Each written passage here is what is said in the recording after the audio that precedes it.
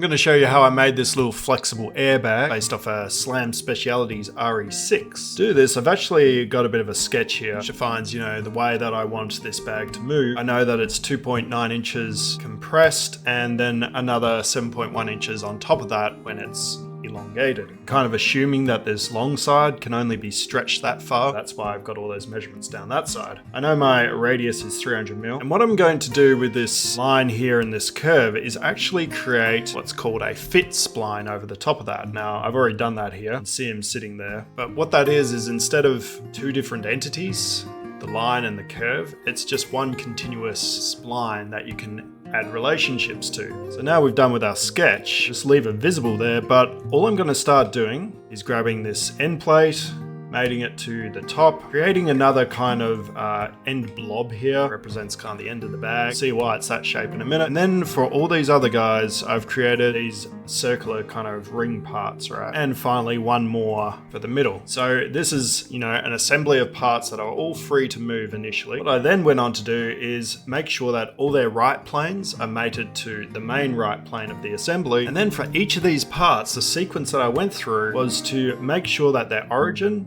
was along that spline that I created, and then make sure that there's a symmetry mate between the thing above and the thing below. Now, if you keep going down, and down with all those symmetry mates, they'll all kind of try and average each other in their movement. Pretty much what the bag does. Get this kind of movement where they're all moving along the spline, all kind of averaging each other's angle. Now, if you just did that, what you would end up with is this, where it's able to kind of twist along the path, which isn't ideal. So I actually created another point just on the top because my origin's on the bottom right, so there's a dot on the top and a dot on the bottom. And I made sure that both of those are coincident to that fit spline that goes all the way up. And there you have it. It all follows along. Now this is a little bit smoke and mirrors, right? Because the reason why this guy is this shape is because there's this big gap in between there.